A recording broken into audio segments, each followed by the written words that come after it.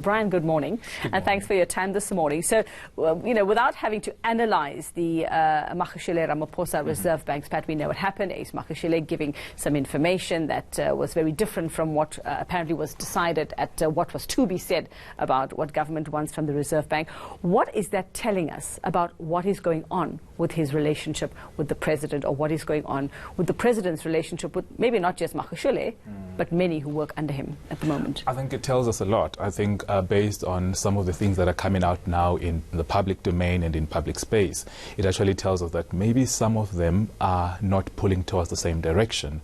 But it also tells us something deeper than that. It is telling us that perhaps maybe people are operating out of what I would call their woundedness, their brokenness, and this is the unredeemed self that we all have as people, and we all born with, with what I would call the cracks. We're a result of the society that we found ourselves in, our families, our churches, the people that didn't love us, or the people that have loved us too much, and that creates what I would call those cracks, and it would call what I would also refer to as our woundedness. So actually, they're actually operating from that perspective. Well, you've traveled the continent. You've looked at how leadership works in various countries in Africa. You've written about the transformed wounded leader. Who is the transformed wounded leader? You've made reference to them already, but a little bit more. So the transformed wounded leader is that leader who is aware that, hey, hang on, I am a broken person. They are aware of their wounds. They are aware of their own vulnerability. But that vulnerability and those wounds do not control them. That wound becomes a source of power rather than a source of being a demon. If I'm understanding you correctly, somebody like that would say, okay, my name's already damaged, so I can pretty much go out and say what I like because what have I got to lose? Would that be the thinking, maybe? No, because then that is not aligned with how we understand leadership, and leadership particularly in Africa, because we look at leadership as not a role. There is the myth about what leadership is, but it's not the role, it is not the title, it is not the office, and it might be the job. However, leadership is all about that ability to influence other people. It is also about giving. It is also about facilitating change. And it also involves collaboration. It's about empathy. So working and operating out of that kind of a mentality from where I'm sitting would actually tell me a little bit of dysfunction. So I would actually then come to the conclusion that there is a little bit of dysfunction, and maybe it's just the ego that is at the forefront. So in this saga, I'm going to call it, who would be the transformed wounded leader? Would it be Magashule? Would it be Ramaphosa? Without going into the individuals per se, I think the transformed wounded leader here would be the one that recognizes their need for redemption, their need for light. And they actually said, you know what, we can't go on acting this way. It might have worked maybe 20 years ago, 18 months ago, but now we need to break the cycle. It's all about breaking the curse. Is Ramaphosa a decisive leader, or is it too early to tell at this point?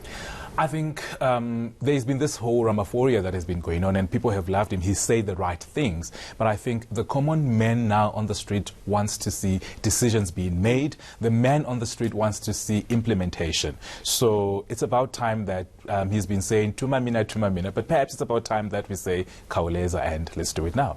Well, we often say, Brian, that it's not just one person. Ramaphosa doesn't act on his own. He acts on the advice of others. He acts on, the murmurings of those who work with him as well.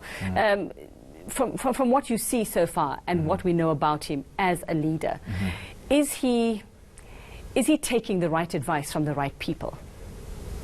That's a very difficult one to actually maybe comment on, but one based also on what we see again and reading in public spaces. Just what we know of him, the what perception. We know, apparently, we are told that he's a person that consults a lot, and I think that's very good, because I think, remember, leadership is all about working towards the common good.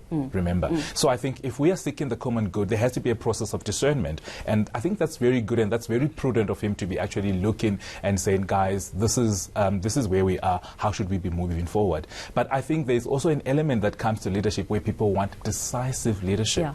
You see. When we see little spats like this, and what we gather is differences of opinion, and we know about the factionalism within the ANC, when something like this happens, what is it telling us as a public? What is the perception that is created here? There is, one could conclude that the centre is no longer that strong, it's not holding, so one could even conclude that there is dysfunction. Now, I would use the image of a family where mum and dad are not getting along, and one would actually, and there are kids in the family. Can mum and dad keep their arguments and their disagreement and their disrespect in the bedroom and not bring it into the lounge where the kids are? And if you were to advise, if you were brought in as the leadership coach that you are to deal with Cyril Ramaphosa, to give advice and those who work under him, what would you say? The vision is there, and we're happy, and the right things have been said. Let's get into the trenches, let's get the work done, and let's get our hands dirty. Let's be decisive, let's make those decisions that need to be made, and let's take accountability of those decisions. And we're supposed to be the leader on the continent when it comes to governance. We are supposed to be. Correct. I think many might question, are we really? From what you've seen, and just, you've travelled, you've seen other leaders, you've coached other leaders as well.